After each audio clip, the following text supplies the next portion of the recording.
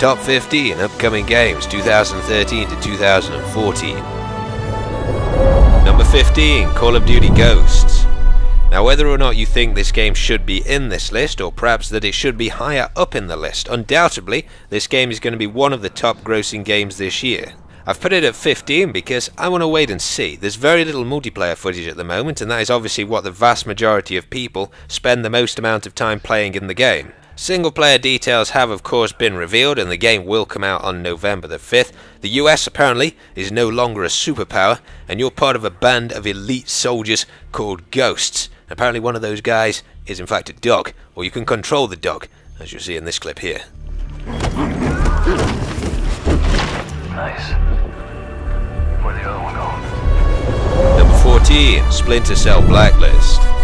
Sam Fisher reprises his role in this game, but unfortunately it seems he took a bullet in the neck and now sounds completely different. Comes out August the 23rd, and the big selling point of this game is killing in motion, which basically means instead of just going stealthily one kill to another, you can now wipe out a whole troop of guys, one after the other, by marking like you could in Splinter Cell Conviction. Another cool little feature you may not have heard of is that if you're on the Xbox, you can call in Connect voice distractions, which means you can shout and the guards in game will come over to where they heard the shout from instead of Sam Fisher's copyright whistle. As for the single player story, the Blacklist is a series of planned attacks on the USA, and instead of 3rd Echelon you've been upgraded to 4th Echelon, and you've got to stop these attacks. The multiplayer sees the return of the coveted Spy vs Merc mode, which compared to the NPC modes in Conviction etc. was incredibly good. Number 13, Dead Rising 3.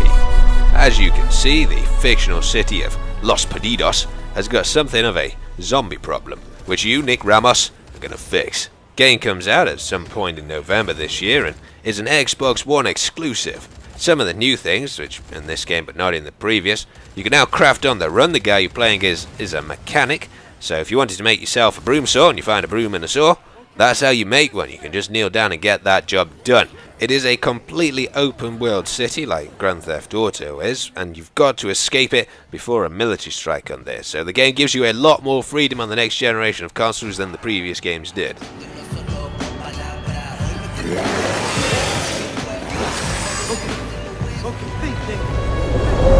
Number 12, Watch Dogs. Now this game has become something of a fan favourite. You're a sort of cyber spy kind of guy who can basically take control of the city with his mobile phone. Now some of you may disagree with the position of this game in this list, but I'm simply going by what I find to be the most enjoyable games, and to be honest, all of the games in this top 15 are pretty damn good. Game comes out November the 19th and is billed as an action-adventure stealth video game set in an alternative reality Chicago, where there's a supercomputer and those in control are, suffice to say, abusing it. But that's how you get to take control of all these things in the city, because they're all linked together. So you can use your phone to check people's bank details that you can see. You can use it to malfunction equipment. In the trailer, you sort of used it to hack traffic lights and cause a massive pile-up before eliminating one of the targets. Get out! Get out! Stay low! Number 11, Assassin's Creed Black Flag. So once again, you're a member of the Kenway family, and one who perhaps enjoys a little more unconventional fun than the rest. He's a pirate. Does that mean that we're now playing as the bad guy, or is he still the good guy, or I guess on October the 29th we find out. Turns out that Pirate Kenway has got a few friends, aside from sharks of course, like Blackbeard. So if you're a fan of pirates, I don't know who is a fan of pirates, but if you are a fan of pirates, then I'm sure you'll see some of your favourites in this game. The game is supposedly broken down 60% on land gameplay and 40% ship gameplay. Now that means that you'll be sailing between 3 of the major ports in the game, which are Harrington, Kingston, and I think the last one's called Nassau. But basically you've got both land and naval exploration in this game, including, controversially for some people, whaling. So if you fancied a bit of whale, then you can now have a bit of whale. Join them under the black flag of Assassin's Creed 4. Number 10, Metal Gear Solid 5, The Phantom Pain. I have to say, at E3 I was absolutely blown away by this game. It just came completely out of the blue. Comes out 2014 at some point for both the current and future generation of consoles. Now the game is supposedly split into two parts. The first part, Snake is infiltrating a Black Ops site in Cuba to extract a couple of prisoners, and I think that part is called Metal Gear Solid Ground Zeroes, and that was what a lot of people thought the title of this game was actually going to be. But the second part, the Phantom Pain part I guess, is set during the Afghan-Soviet War, of course in Afghanistan. The game is completely open world, you can attack objectives as you please in it, and if you're a fan of the previous games, there are some new but also some old faces returning, notably Snake's enemy Ocelot, who's now sort of his friend, voiced by Troy Baker, who of course voiced Joel in The Last of Us, and also Booker in Bioshock Infinite, so it seems like they're pulling out all the stops for this game.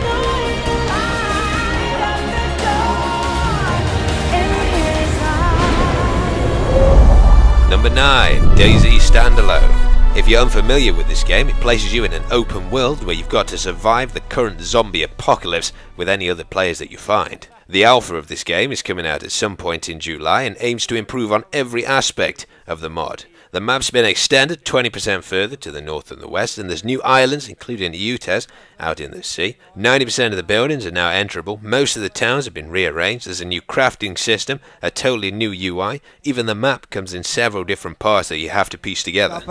So there is, we've got military bases nearby. I mean, it's a 260 square kilometre map. Number 8, Arkham Origins. Game set 5 years before Arkham Asylum, which was probably one of my favourite games ever made. As you would imagine, when the game comes out on October the 25th, you'll be playing as Batman, and he's brought with him a whole new set of tools, including the Batwing, which you can now use to travel from one place to another. Of course, Arkham City was pretty open world, and it seems like the world in Arkham Origins is going to be even bigger, so that's how you get from one place to another. There's also the Batclaw, which allows you to attach two enemies together. And as well as that, Batman now has some new detective skills, which lets him recreate crime scenes and solve puzzles by using that info. It's also worth noting that everybody's favourite voice actor, Troy Baker, is making a return in Arkham Origins as the Joker. He was, of course, in Arkham City, both Harvey Dent and Robin, and a whole host of other characters as well.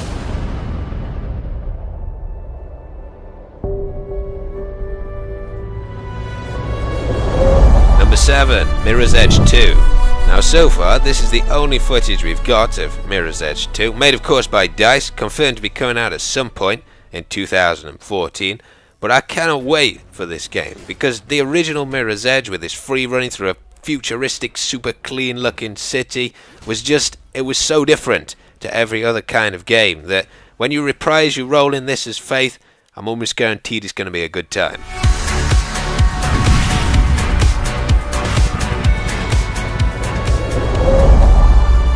Number 6, The Division. This was probably the biggest shock, for me at least, at E3.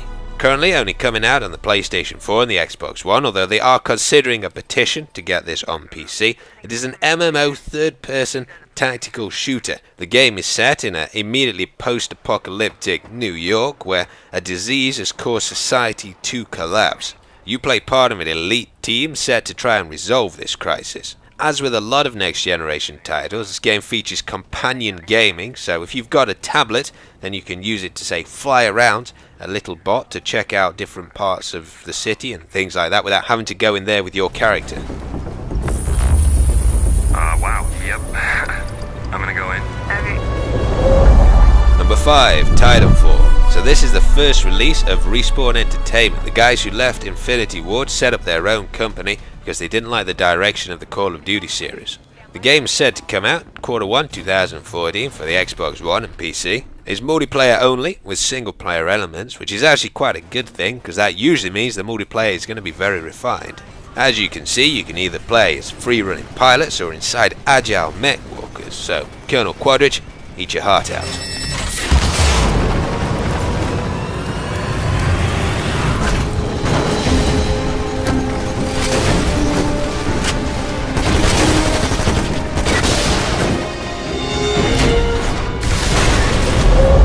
Number 4, Destiny. So this is the product of Bungie's new 10-year publishing deal with Activision. You play 700 years in the future. Humans have branched out during what was called the Golden Age to planets in the solar system. But then for some reason, there was a collapse of all of this, where all the colonies were destroyed and mankind was nearly wiped out, but was saved by a mysterious orb called the Traveller, which hovers above the last city on Earth.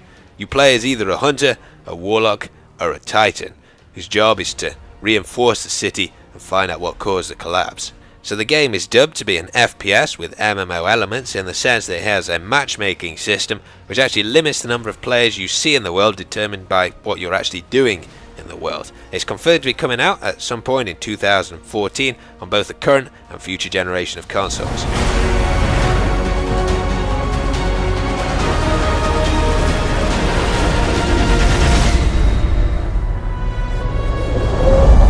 Number 3, Battlefield 4.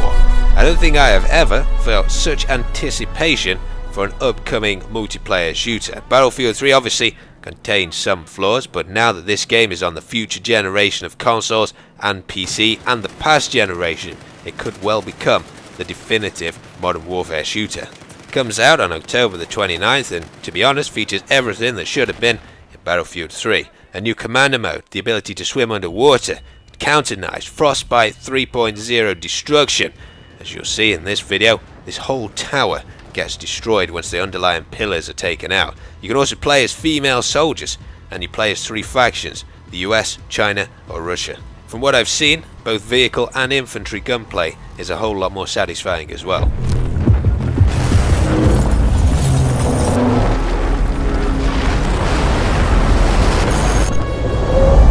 Number 2, GTA 5. Set in Los Santos, the world is now bigger than those of Red Dead Redemption, San Andreas and GTA 4 combined. Confirmed for release on the current generation of consoles on the 17th of September this year, it's not just the city anymore. There's beaches, mountains and a whole wilderness to explore. You play as either Michael, Trevor or Franklin, each of whom have their own abilities, and you can switch between them and work together at any point.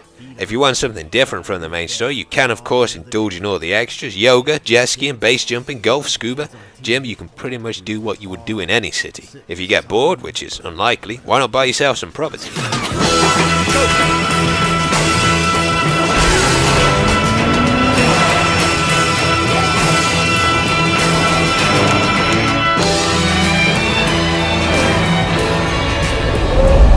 Number 1, Star Wars Battlefront 3. Now it may surprise you that this is at the top of my list, given that they've only shown this small cinematic, but I've been waiting for so long to get a decent Star Wars game, and I really think DICE can nail it this time. They've already said you can fly from the planetary surface all the way up into a space battle, so it looks like it could be incredibly good. But thanks for watching guys, I hope you enjoyed the video, and I'll see you in the next chapter.